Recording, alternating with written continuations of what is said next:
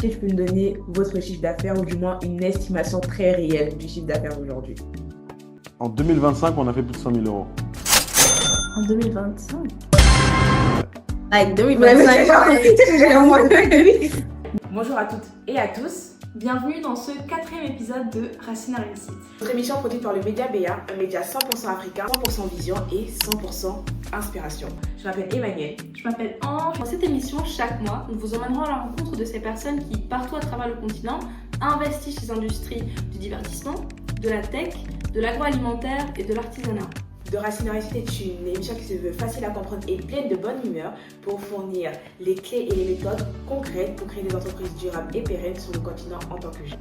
Nos invités vous partageront leurs procédés, de l'idéation au lancement, à la recherche de financement et bien plus encore. Installez-vous confortablement, générique.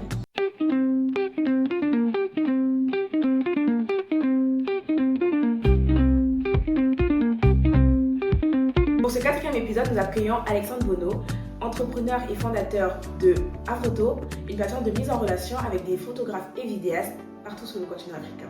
Accueillons-le ensemble. Pour vous donner un petit peu une idée, donc on va commencer par racines d'enfance. L'idée c'est juste d'aborder un petit peu votre enfance, là où vous avez grandi, faire le lien avec l'Afrique pour que notre cible puisse s'identifier au chemin que vous avez fait en grandissant. La deuxième partie c'est graines d'idées, comment l'idée vous est venue tout simplement. Ensuite l'enracinement, comment vous avez construit ce que vous avez aujourd'hui progressivement, eu des partenaires, du financement, etc. Pause inspiration pour une petite anecdote marrante sur ce que vous avez pu vivre dans votre parcours. Et on termine sur, à l'ombre de la réussite, votre situation actuelle, votre visibilité un peu sur votre industrie, sur le continent, etc. Et peut-être des conseils que vous auriez envie de donner. Est-ce que c'est bon pour vous? Pas de souci. C'est bon pour moi. Et donc, pour celles et ceux qui n'ont pas le plaisir de te connaître, est-ce que tu peux te présenter en quelques mots? Du coup, moi, je m'appelle Alexandre Bono. Je suis franco-togolais, j'ai 30 ans. J'ai vécu à Madagascar, en France, au Chili, au Niger, au Bénin. Et maintenant, j'habite au Sénégal. J'ai lancé Afroto et avant mes 30 ans, donc il y a 2 ans, j'ai été Forbes Afrique sortie under sortie. Je suis un passionné de sport, même si j'ai pris 30 kilos depuis que j'ai lancé Afroto, je suis en train de les perdre.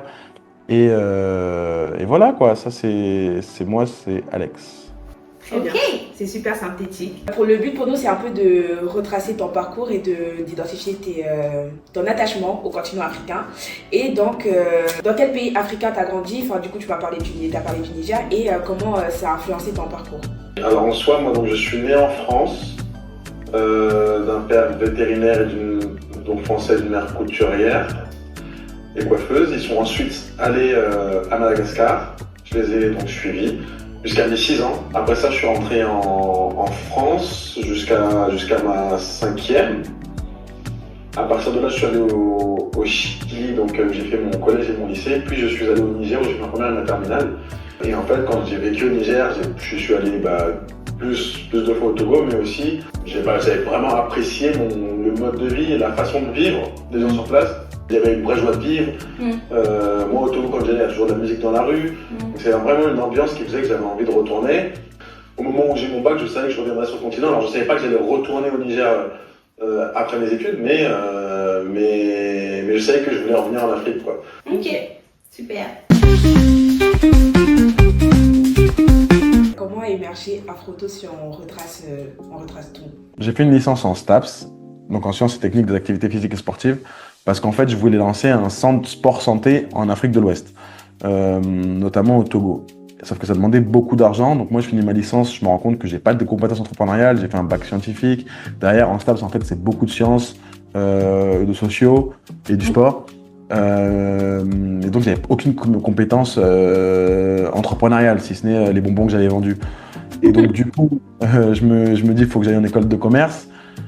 Et en fait, j'avais entendu beaucoup de bullshit autour des écoles de commerce. Et donc, je me suis dit, en fait, autant lancer un projet entrepreneurial à mon échelle pour me former et voir comment ça va se passer, quoi. Donc, je faisais de la photo. En fait, j'ai toujours aimé faire la photo. J'ai toujours été un passionné de photo. J'avais un appareil photo et je me suis demandé comment est-ce qu'on pouvait faire quelque chose de différent. Du coup, on a lancé, en fait, j'ai commencé donc tout seul à faire des balades dans Paris où je prenais des étudiants. Je leur proposais, donc au début c'était des touristes, après c'est devenu des étudiants, en fait, qui faisaient un petit tour d'une heure dans Paris. Je les prenais en photo, derrière je les uploadais, ils achetaient uniquement les photos qui leur plaisaient, donc le shoot était gratuit. Donc ça plaisait, mais en fait, et moi ça me permettait de sortir de ma zone de confort parce que j'ai toujours été très timide.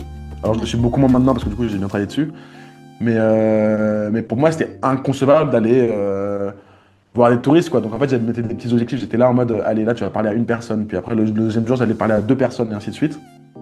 Euh, Ça marchait bien. Après, je suis rentré du coup à ce moment-là en école de commerce. Et donc là, j'ai vu qu'il y avait des étudiants qui avaient besoin de photos.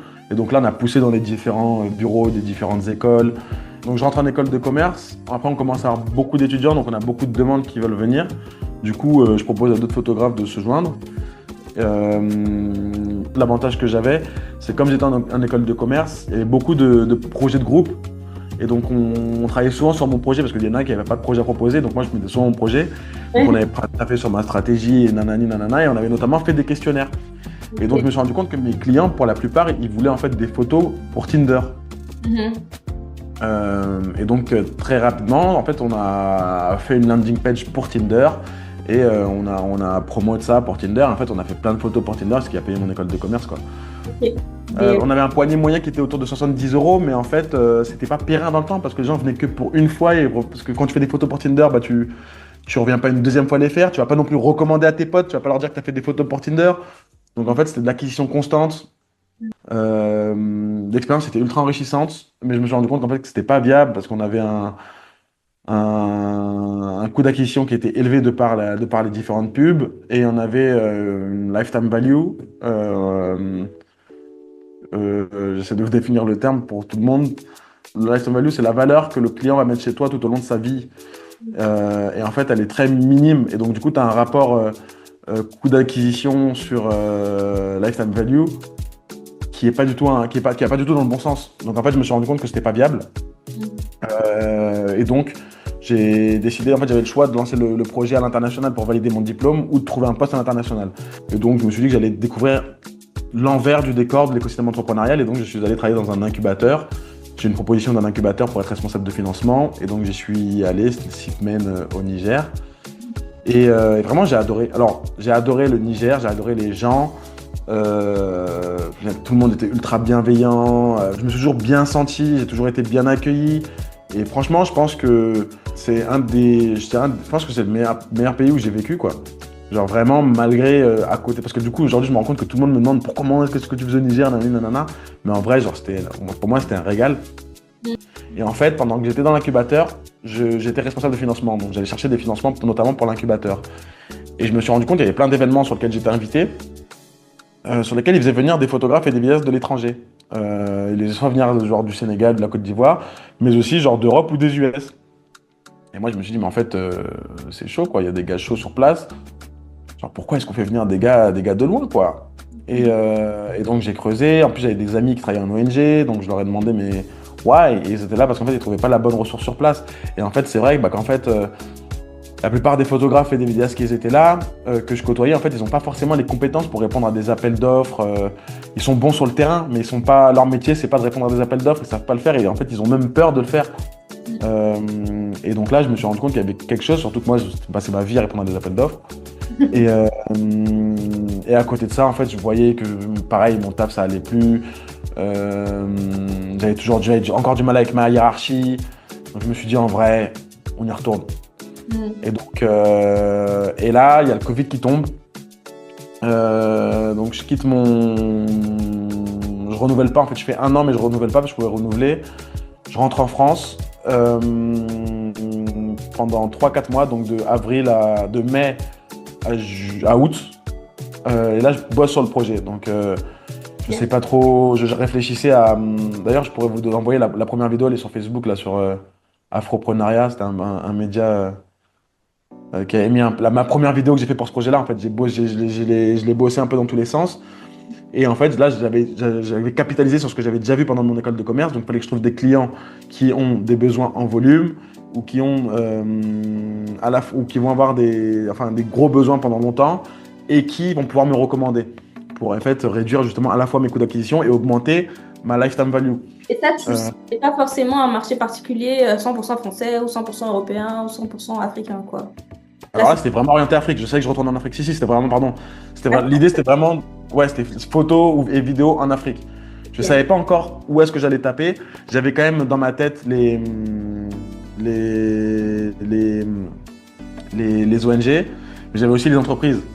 Et donc, je suis retourné au Niger, j'ai voulu tester avec les entreprises, je me suis rapidement vu qu'en fait, ils ont pas de thunes à mettre là-dedans, genre, ils veulent pas dépenser pour faire de la photo et de la vidéo. Et à côté de ça, j'avais fait des petites photos que j'avais mis sur le Insta, j'avais créé le Insta d'Afroto, j'avais mis des petites photos que j'avais déjà faites, genre une photo d'une girafe. Je crois que c'est une des premières photos d'Afroto, si on va sur le Insta d'Afroto. Et en fait, il y a une dame qui a vu cette photo, qui travaillait pour une ONG qui s'appelle World Resources Institute, il travaille sur de la restauration de terre. Et en fait, il contacte, et elle connaissait un de mes amis, et donc elle le contacte pour lui dire, en fait, j'ai vu la photo de ton pote, elle est trop stylée, je veux qu'il fasse des photos des terres qu'on est en train de restaurer dans plusieurs régions, donc enfin, autour de Kouré, Zinder, Tawa, au Niger. Et donc, c'est mon premier contrat. Et c'est comme ça que je fais mon premier deal à 5000 balles, et je me rends compte qu'en fait, il y a de l'argent, quoi. Et donc, je me dis, on va se concentrer sur les ONG et les institutions. Et donc, j'ai commencé et là, j'ai commencé à avoir plusieurs clients parce qu'en fait, j'ai fait ça avec le World Resources Institute. Et eux, ils m'ont recommandé à plein d'autres ONG. Donc, en fait, de bouche à oreille, j'ai commencé à charbonner. Et très rapidement, j'ai pris le parti, en fait, parce que je me suis rendu compte que je pouvais rester au Niger, travailler avec les ONG au Niger et faire ma vie. Mais en fait, je me suis dit que j'allais concurrencer d'autres photographes sur place, que c'était pas vraiment ce que je voulais faire. Et donc, je pense, au bout d'un mois et demi, je me suis dit, en fait, il faut vraiment qu'on aille big vite. Si ici, ils galèrent à trouver des photographes et des vidéastes, il y a moi qui galèrent aussi à les trouver ailleurs. Mhm. Et donc, j'ai commencé à vendre à photo comme en fait l'unique point de contact pour créer tout le contenu audiovisuel dont tu as besoin sur le continent.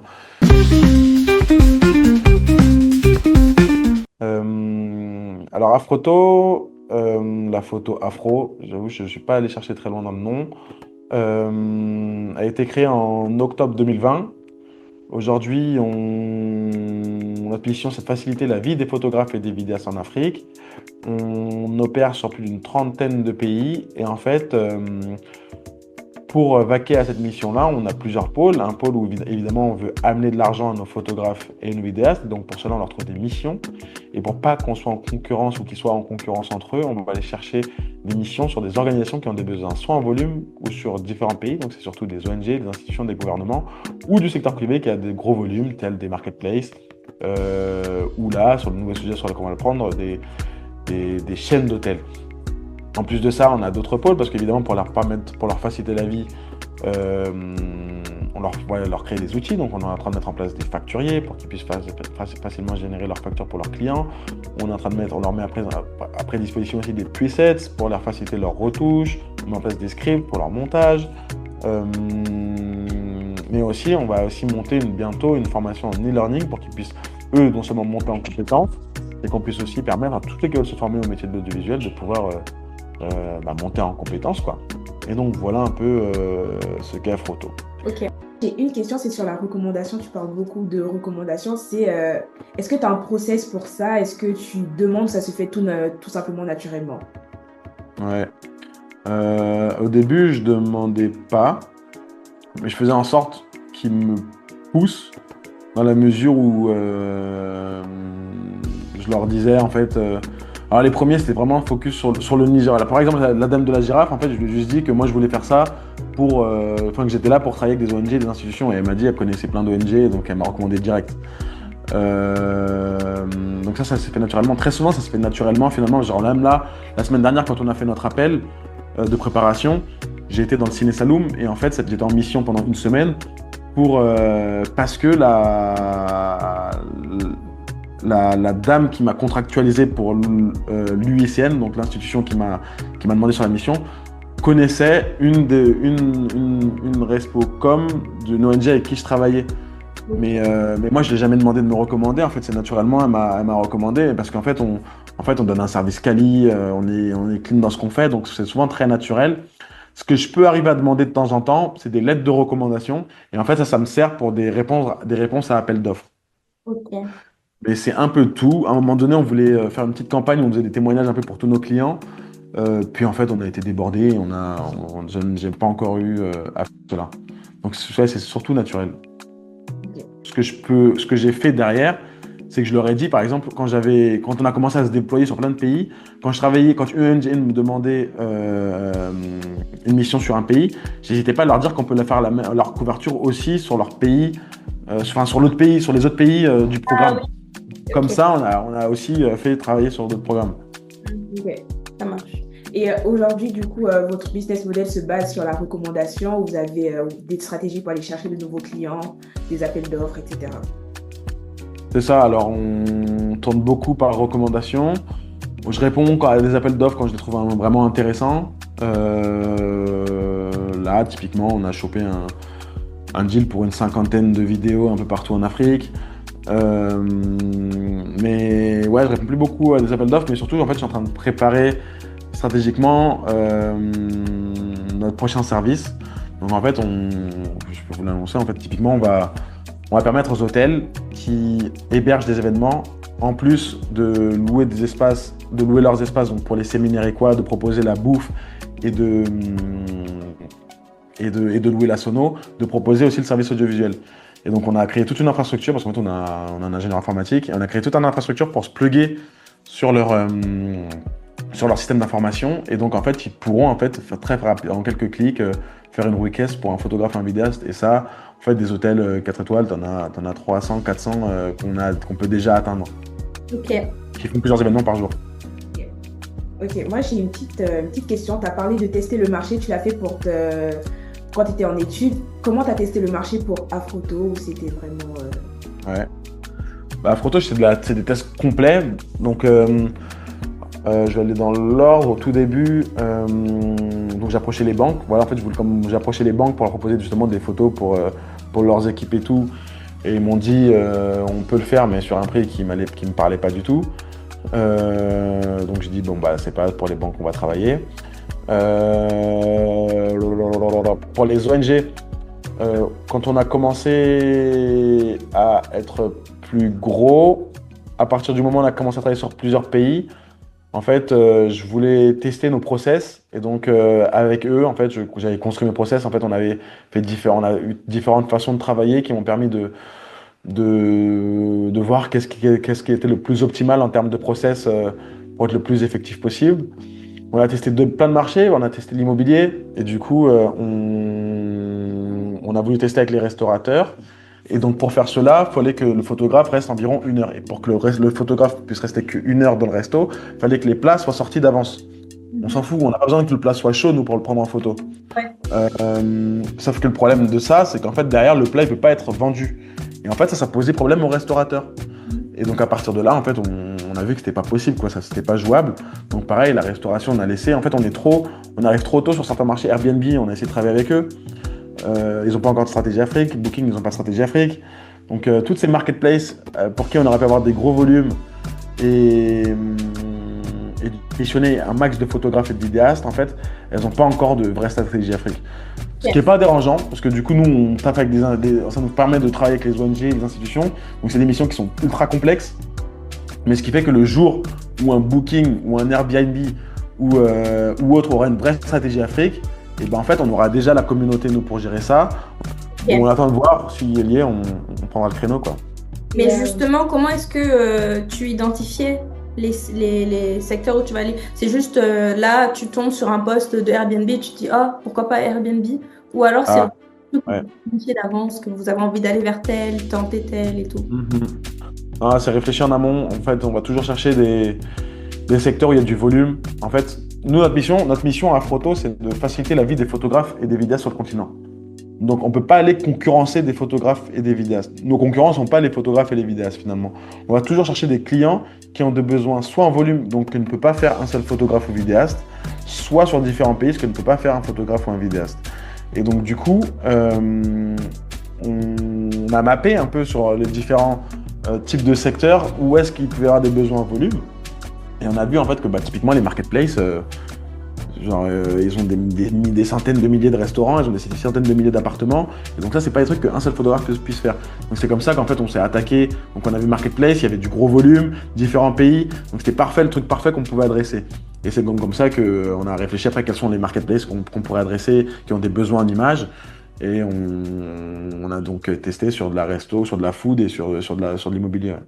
Ok. Et une fois que c'est ciblé, comment est-ce que tu valorises, valoriser dans le sens de value en anglais, estimer ton travail pour dire, OK, les banques, c'est mort, ça va pas se faire. C'est par rapport à la concurrence, c'est un truc que vous avez vu pendant tes études ou comment tu fais? Ouais, alors je pense que c'est un mix de ce que j'ai appris, mais aussi la réalité du terrain. Hein. Enfin, moi, déjà quand j'ai lancé ça, c'était genre aussi pour lutter contre tous ces gens-là qui payent des 25, des 50 euros les photographes et les vidéastes. Le matériel photo coûte cher, encore plus cher en Afrique. Il est importé, il y a les douanes, taxes, il n'y a souvent pas de revendeur officiel sur place. Donc en fait, c'est-à-dire que les revendeurs qui sont là achètent aux vendeurs à du Canon ou à du Sony. Donc en fait, ils le revendent plus cher. Donc de base, en fait, le produit coûte au moins 30% plus cher qu'en Europe. Mm-hmm. Les gens gagnent beaucoup moins. Et donc en fait, tu as plein de photographes et vidéastes qui durent quelques années puis qui meurent. Le jour où tu casses un objectif ou que tu casses ton appareil, tu es out of business.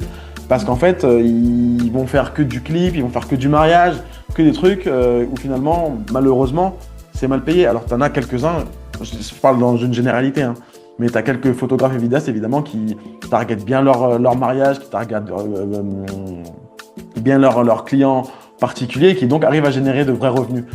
Mais pour la grande majorité, en fait, c'est très compliqué de vivre sereinement dans la mesure où même si tu arrives à te générer un 150 000 sur un mariage, un 300 euros, tu auras travaillé toute la semaine. Potentiellement, surtout en Afrique, les mariages, ils sont intenses. Tu sais, il y a du contact avec les gens, ça danse. Tu casses ton objectif c'est 1 200 euros. Donc même si tu as pris tes 300 balles, il t'en faut 4 pour rembourser l'objectif. Et donc, ouais, c'est très complexe. Et donc, moi, j'ai toujours été contre. Donc, en fait, j'ai des tarots minimum. On paye jamais en dessous de. Alors maintenant, c'est 300 000 la journée. Donc, on paye jamais en dessous de 300 000 la journée. Et après, ça dépend, ça peut monter beaucoup plus. Mais ça dépend vraiment du type de mission, du matériel qui va être utilisé. Mais donc déjà, à côté de ça, moi je dois rajouter ma marge. Donc si le client est pas prêt à payer en dessous de 500 euros la journée, globalement, il ne va pas travailler avec nous. Ok.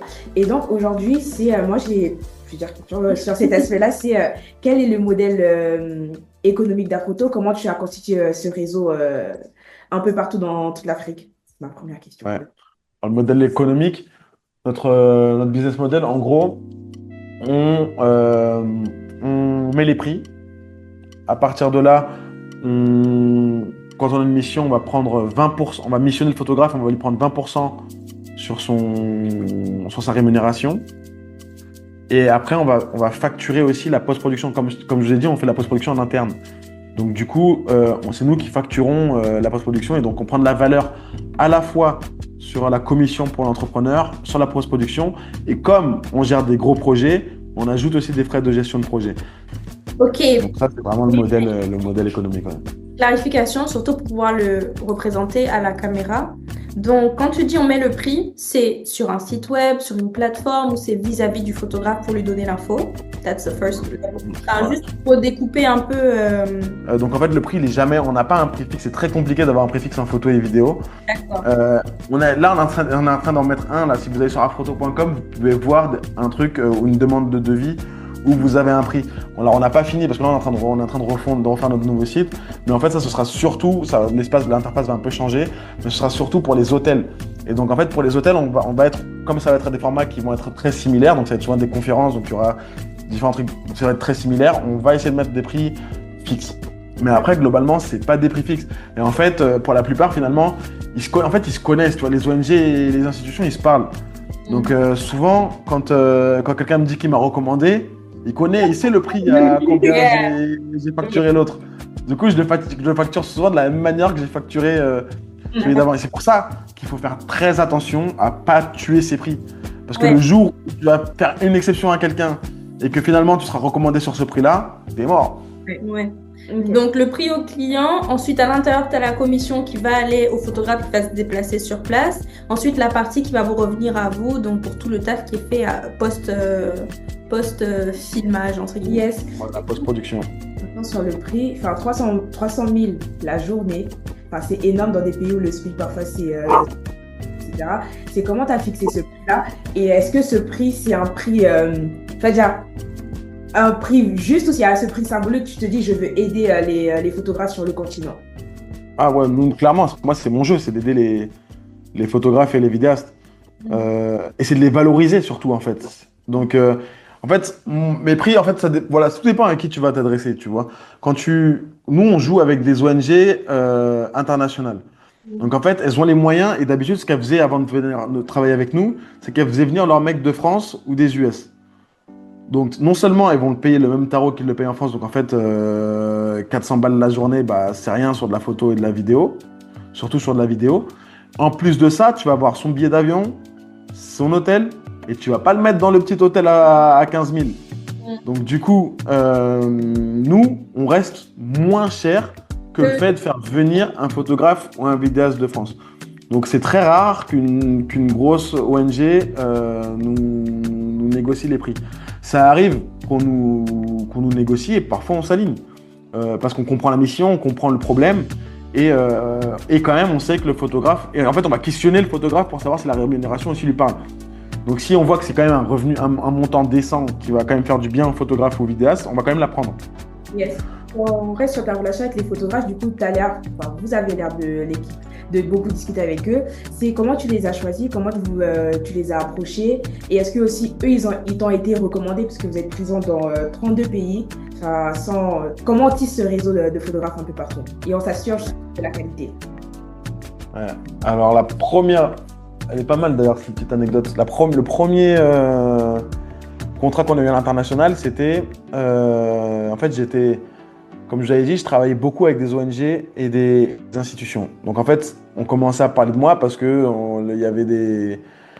je travaillais avec les Nations Unies, avec je sais pas qui, je faisais travailler aussi avec des ministres. Et donc du coup, il y a eu un espèce de brouhaha un peu autour de moi en tant que photographe, mais aussi j'ai commencé à répondre à des programmes de start-up. Un jour, il y a un programme qui s'appelle les Pionnières de l'entrepreneuriat francophone qui apparaît.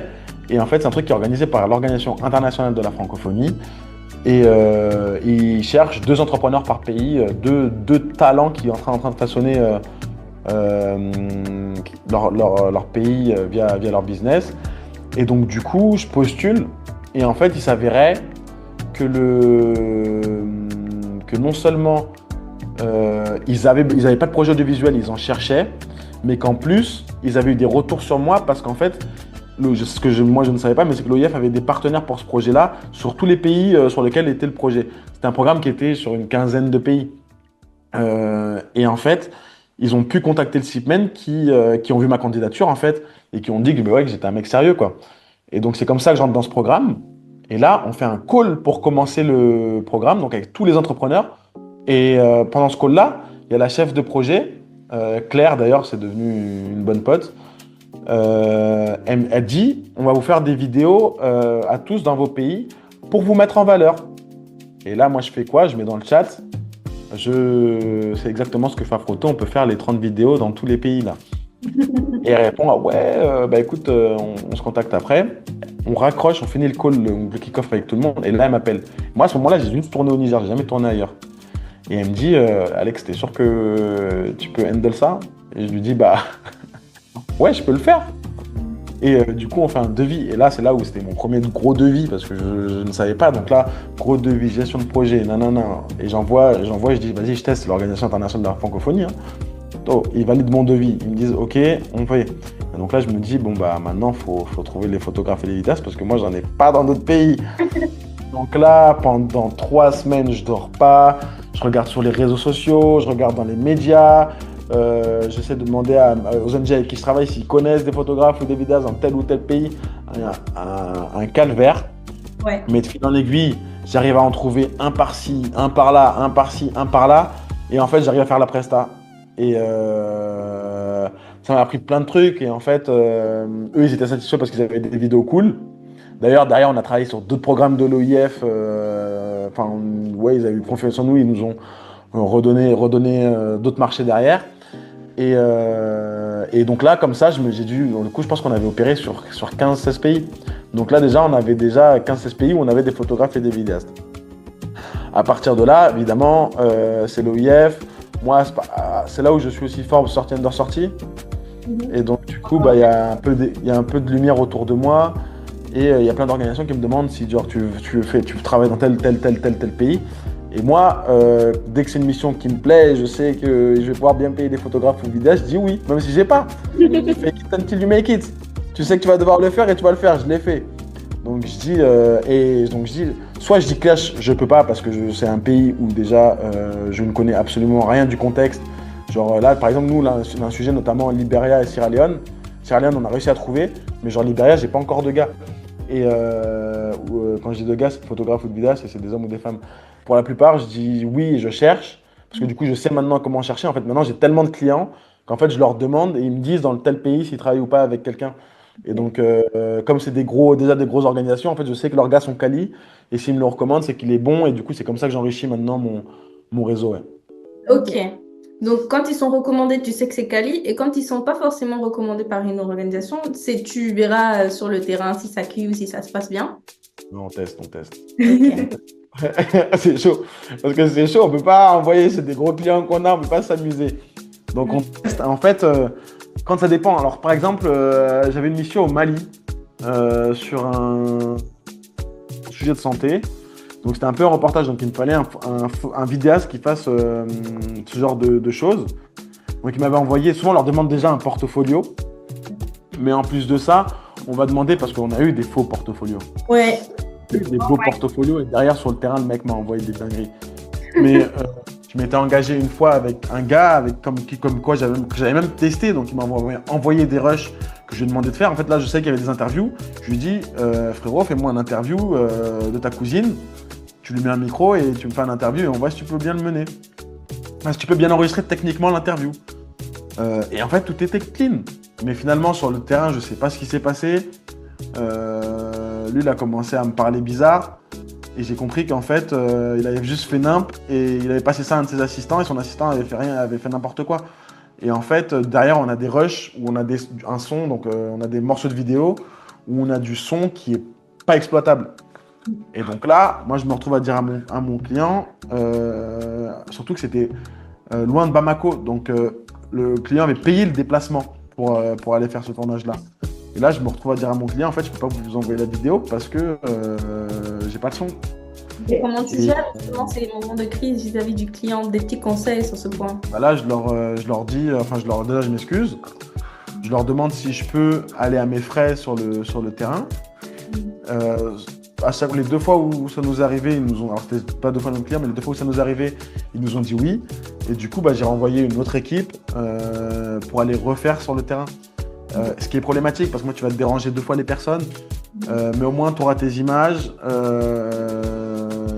et tu auras limité les dégâts vis-à-vis de ton nom parce qu'au moins tu auras rendu quand même quelque chose parce que le truc c'est que tu en as qui font mal le taf, qui prennent l'argent et qui se cassent. Alors, nous non, genre on a mal fait le taf, on va bien le faire, on est désolé, on va le refaire. Ça nous est pas arrivé depuis un petit moment là, c'était en 2022 je crois la dernière fois, mais ouais, sinon, je pense que si tu te chies, juste, tu t'as vendu un service, donc fais-le. Même si tu le fais et qu'il y a eu des soucis, fais-le quand même, quoi. Et derrière, cette même ONG nous a continué à nous recommander, on continue à travailler avec eux. C'est des liens humains, finalement. Et en termes de process, du coup, quel process as-tu mis en place avec tes photographes? Déjà, la partie casting, mais aussi la partie délivrable. Typiquement, on n'a pas tous la même connexion. En Afrique, tu parlais du Niger, comparé au Sénégal. Comment tu gères ça? Ouais, très bonne question. C'est très chaud. Au début, c'était galère. Donc moi, j'étais au Niger. Donc pour recevoir les fichiers de quelqu'un qui avait une bonne connexion, moi, pour les télécharger, c'était chaud. On laissait les ordinateurs tourner H24, mais il fait chaud, donc en fait tu laisses les ordinateurs tourner sous la clim H24. J'ai dû quitter le Niger à cause de la connexion internet.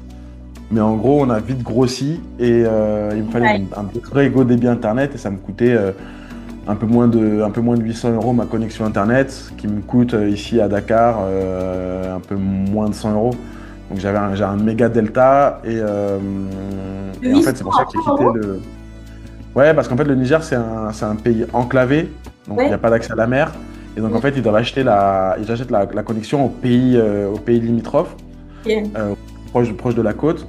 Donc ça fait que le coût est plus élevé. Moi je suis rapidement parti au Bénin, installé au Bénin.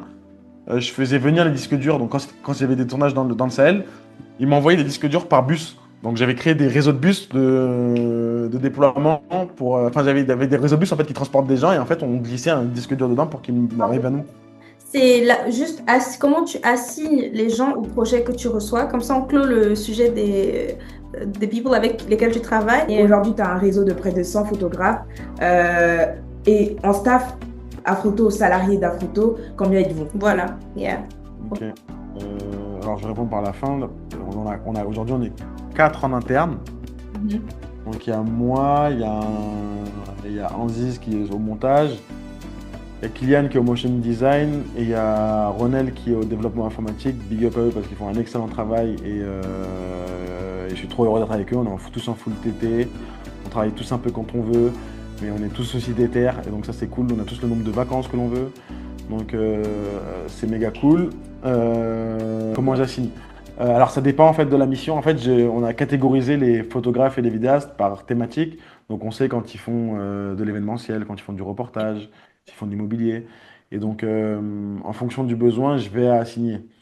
On n'a pas encore assez. En fait, il y a des pays où où on fait tourner les photographes et les vidéastes, mais il y en a d'autres où en fait on ne peut pas encore se le permettre. Et donc du coup, on a que certains qui bouffent l'essentiel de l'argent qui arrive sur leur pays parce qu'on sait qu'ils sont bons et qu'on ne peut pas encore prendre de risques.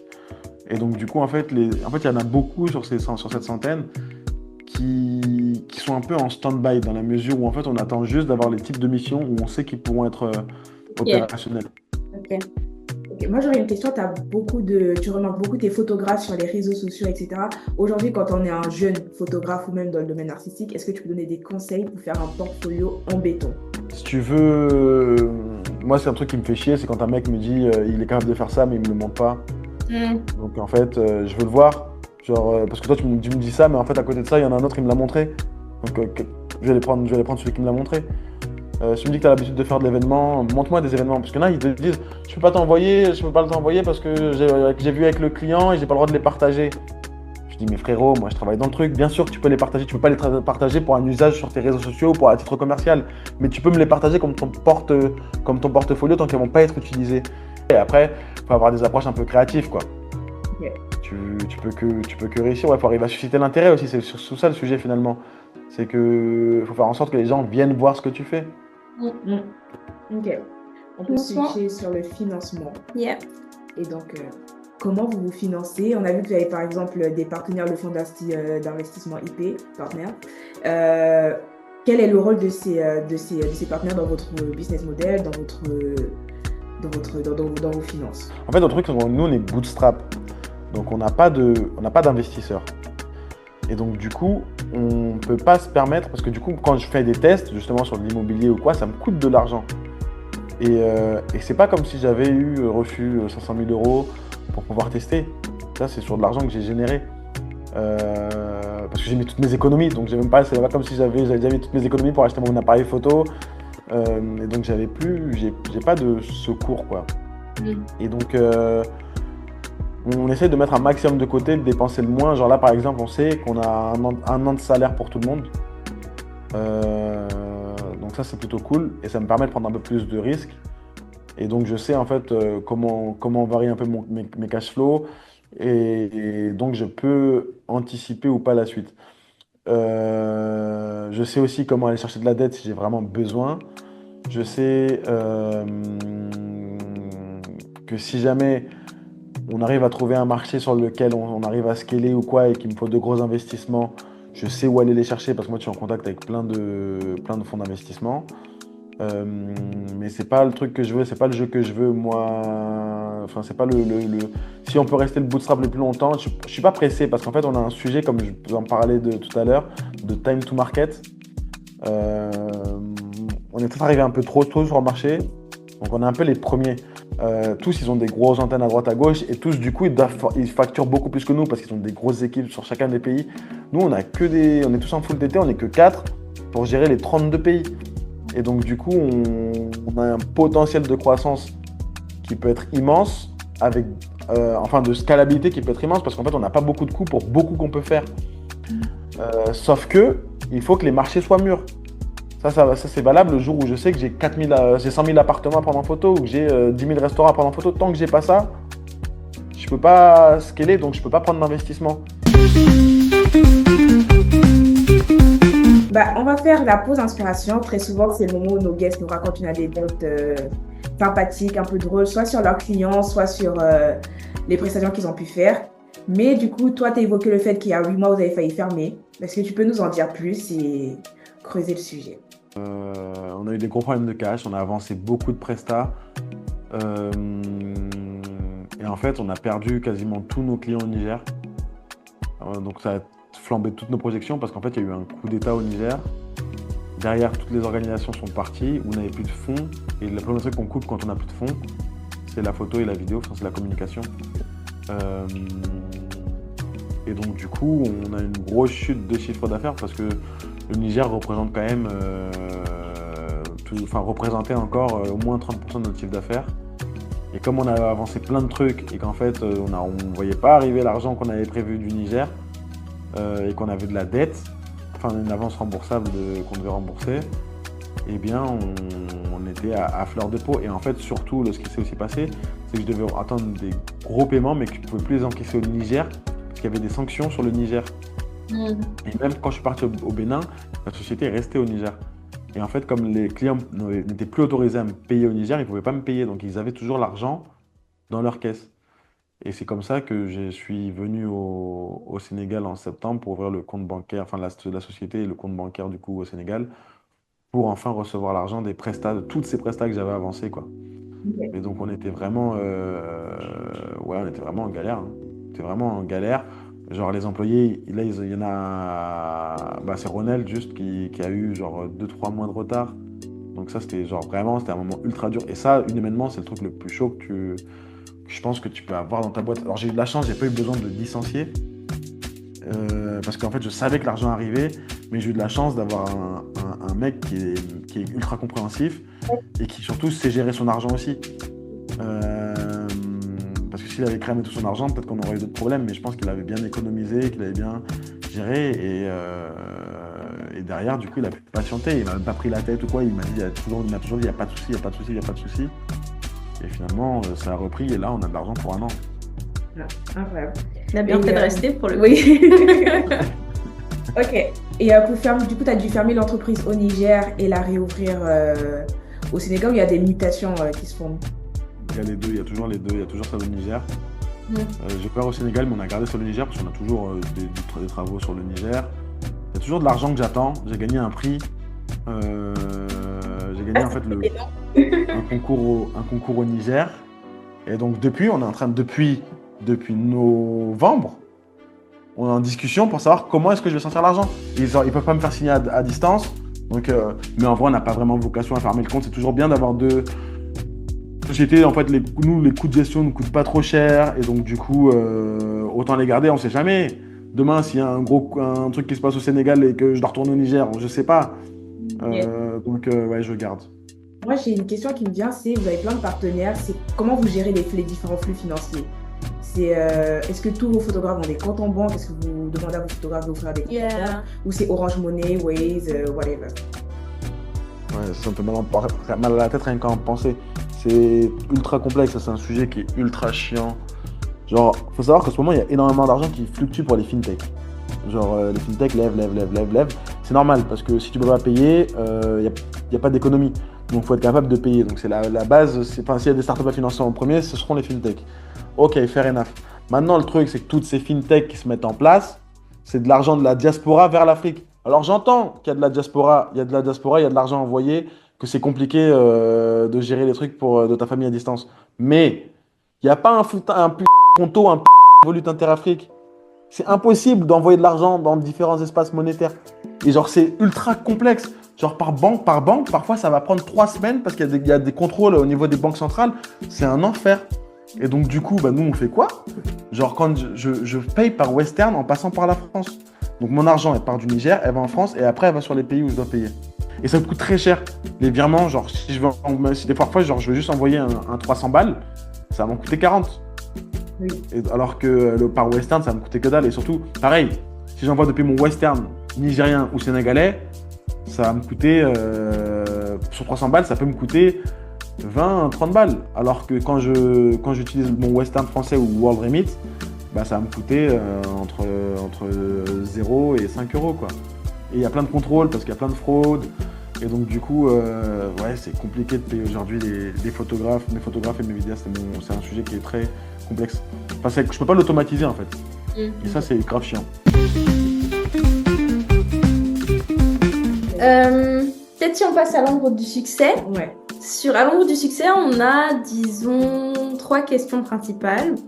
La première, c'est par rapport à Forbes 30 Under 30. Tu as mentionné ça tout à l'heure. Donc, est-ce que c'est quelque chose où ils sont venus vers toi, où ils t'ont identifié avec le contenu que tu créais?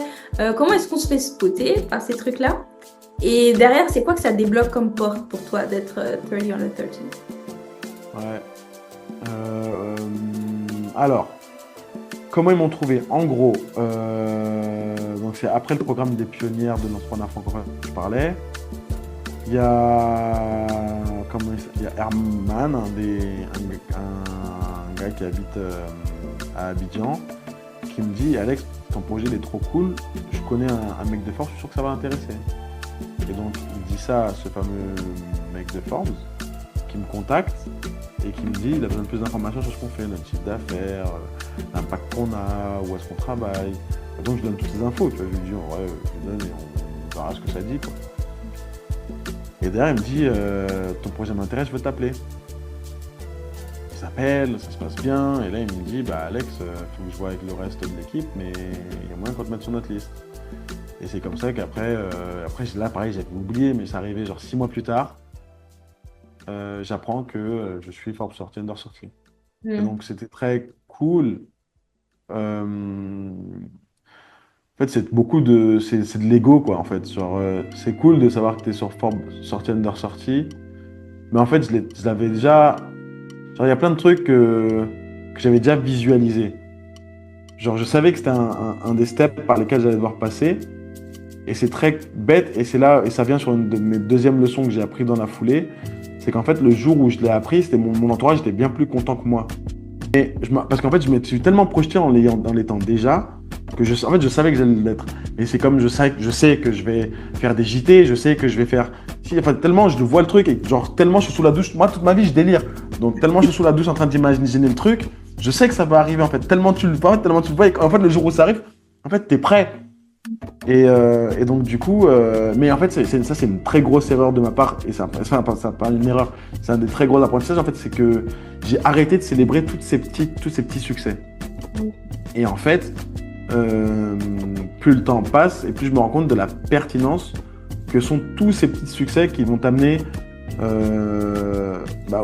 sur le haut de ce sommet. Et donc là maintenant, évidemment, on célèbre tout, quoi. Mais avant, c'était pas le cas. En fait, j'étais tellement concentré sur mon endgame qu'en fait, j'étais Forbes 30 Under 30.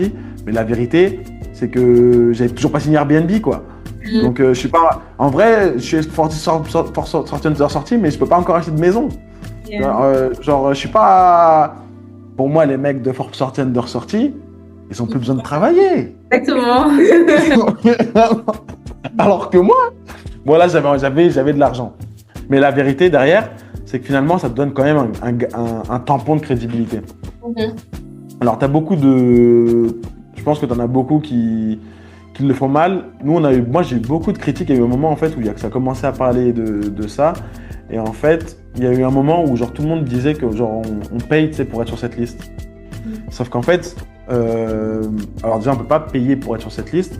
On paye pour être sur Forbes. Et c'est vrai, si c'est pas Forbes qui vient te chercher, et que tu as un bon PR, c'est un magazine, ils doivent faire des thunes. Enfin, ils peuvent te vendre une place dans leur magazine.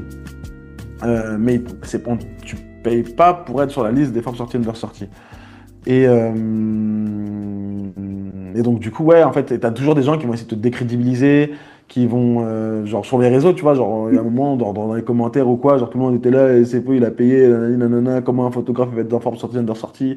On est là, pas toi. Mais, Ok. Et tu Ouais. as parlé du fait que, oui, dans ta tête, c'est des gens qui ont déjà leur maison et tout ça. Donc, le but de l'émission aussi, c'est de faire ça, de montrer aux jeunes que c'est possible de s'en sortir, de vivre de ce qu'on fait. Et on pose toujours la question à la fin de savoir aujourd'hui, bon, tu nous l'as largement dit, mais c'est parce que c'est dans le plan de la discussion. Aujourd'hui, est-ce que tu vis confortablement de ce que tu fais? Est-ce que tu arrives à te faire plaisir au quotidien? Et Ouais. juste pour compléter la question, est-ce que tu peux me donner votre chiffre d'affaires ou du moins une estimation très réelle du chiffre d'affaires aujourd'hui? En 2025, on a fait plus de 100 000 euros. En 2025? Ouais. Like 2025. 2025. Et en 2024? Ok. En 2024, je vais te dire ça tout de suite. Attends, je prends mon ordinateur. Ça va, attends. En 2024, on a fait moins de 100 000 euros. Ah, ok. Vous êtes déjà en croissance. Ouais, alors c'est notre pire année parce qu'en fait, c'est là où on a perdu tous les trucs au Niger. Donc ça a vraiment été notre pire année. Donc on a fait un peu moins de 300 millions de francs CFA et on a donné un peu plus de 100 millions de francs CFA aux photographes et vidéastes. Ok. Moi, j'ai deux questions. La première, c'est très souvent en France, ici, quand on va faire des prestats pour les photographes, on achète les droits d'auteur. Est-ce que tu as la même approche avec tes photographes aussi? Ouais. Alors nous, en fait, c'est inclus. C'est-à-dire que nous, on a des contrats avec eux où ils nous les cèdent. Mais c'est inclus dans leur rémunération quand même. Et nous, c'est pareil. Du coup, comme on achète en fait les droits aux photographes et aux vidéastes, on les rachète aussi on les vend aux clients. Ok. Donc en fait, ils ont aussi des frais concernant les droits. Ok. Et ma deuxième question, c'était sur le chiffre d'affaires de l'année dernière. C'était votre pire année à cause du cancer, de la situation au Niger. Comment maintenant tu te prépares pour éviter ça? Est-ce que qu'est-ce que tu mets en place pour que la photo soit moins sensible aux risques géopolitiques? Là, en fait, maintenant, le Niger, on travaillait beaucoup parce qu'en fait, j'étais sur place. Et comme c'est moi qui avais commencé en ma personne, il y a beaucoup de contrats où c'est moi qui étais et donc qui les prenais et puis qui les faisait opérer avec mes photographes et mes vidéos sur place. Entre-temps, on s'est internationalisé. C'est pour ça que maintenant, c'est pour ça que ça représentait plus que 30%. Aujourd'hui, le Niger, c'est peut-être 5% de notre chiffre d'affaires. Genre sur ce que je vous ai annoncé sur 2025, il y a 0 pour le Niger. Et donc du coup, oui, en fait, on s'internationalise d'autant plus.